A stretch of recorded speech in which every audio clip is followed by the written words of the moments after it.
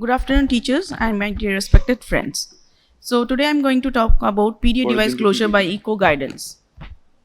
So PDA constitutes around 5 to 10% of all congenital heart defects. Prevalence of the symptomatic PDA being 0.5 per 1,000 live births. The first transcatheter closure of PDA was reported by Portsman et al. In 1971, and from that time onwards, it is being used practically and every time.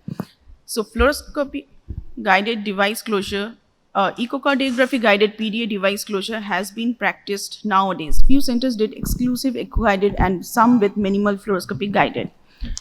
So requirements of echocardiography for PDA. So pre-operatively for assessment, we need a 4-chamber view, a plaques view, at least these things. A high parasternal view to look at the PDA and the type, and the arch view to look at the type of the PDAs.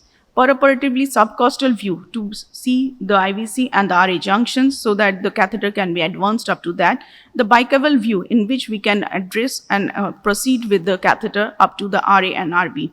And from there, after going upstairs, and then we go to the PSAX view, the ductal view, and the arch view. Post-operative assessment, the ductal view and the arch view and the 4-chamber view for the assessment. So pre-operative evaluation. So let's go first, one and so from the after the all the assessment has been done, that is the situs solitus and all other has been evaluated. So from the 4-chamber view, we get the dilated LA and LV. So when we get a dilated LA and LV, we are things which comes to our mind whether there is a left to right shunts which are there. Now from the plaques view, if you get an LA-AO ratio which is very high, around more than 1.5, then you see that it is a post duct around the aorta, PTA or APA windows which are there. And from the arch, if you see the arch is dilated, then it goes to the APA window. Now from the ductal view, which we see that the PDA is there, and from it a continuous flow patterns can be delineated. If you get a continuous pattern, this also delineates to help to assess the pulmonary pressures which is there. If we get a continuous pressures which are diastolic is high, so that PA pressures are low. These two things helps in us assessing.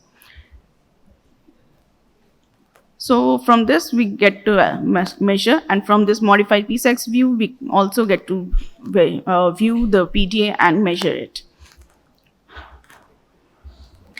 So intraoperatively, various papers has been done. Echo-guided percutaneous PDA closure, which was a 1-year single center study in Indonesia, which did use TT transthoracic as well as a TE mod, in which they proceeded up to the transthoracic, used for the progress up to the IVC, and to the RA they used, and then they did the TE.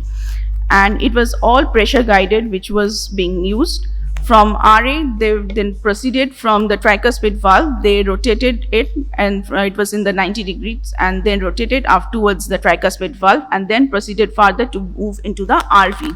And from the RV, it again moved to the RV to the PA PSAX view 90 degrees, and with the pressure tracings which helped to assess whether it was in RV or the PA.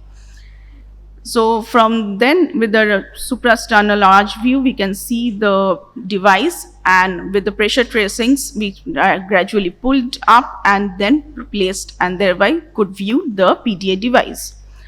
So even in the retrograde, we can see up to the aorta, descending aorta, and then crossed it in the arch views, and then can help it to some extent. And in the high parasternal short axis view.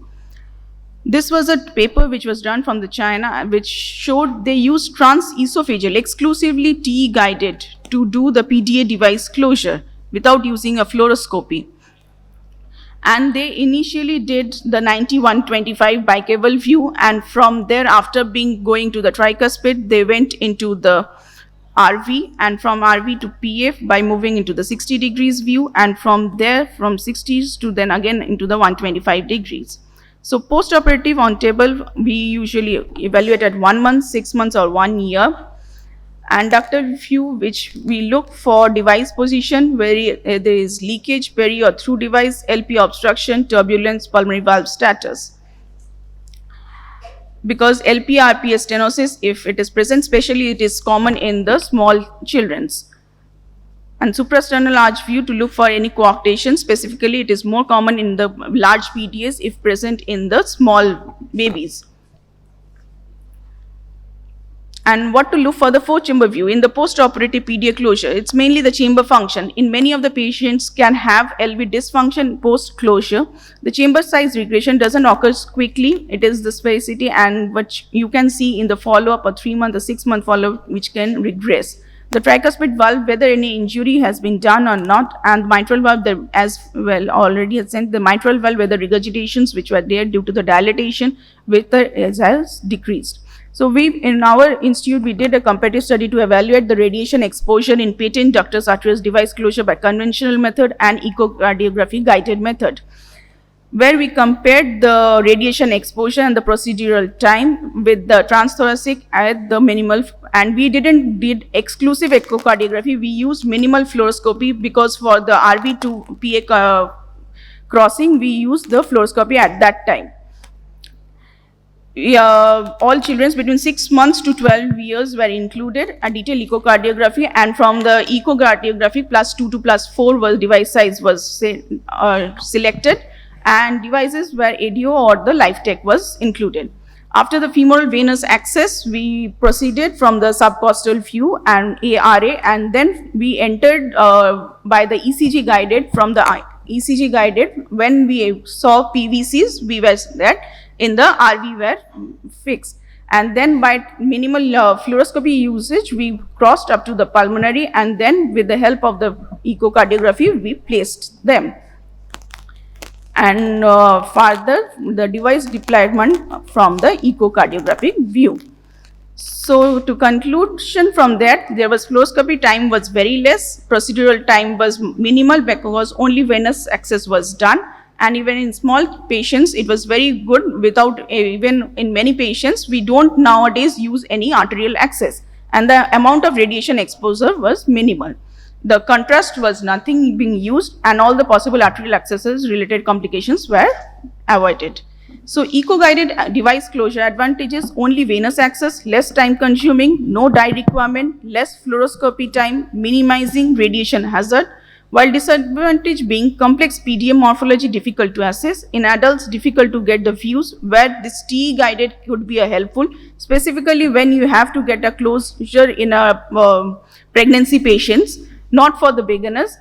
And transthoracic and TE guided PDA device closure is an option. Bedside procedures can be performed even in neonates, which is being performed in US and everywhere. Nowadays, catheter negotiating is an issue, but with practice can be handled. In congenital heart disease patient, imaging is very essential. Thank you.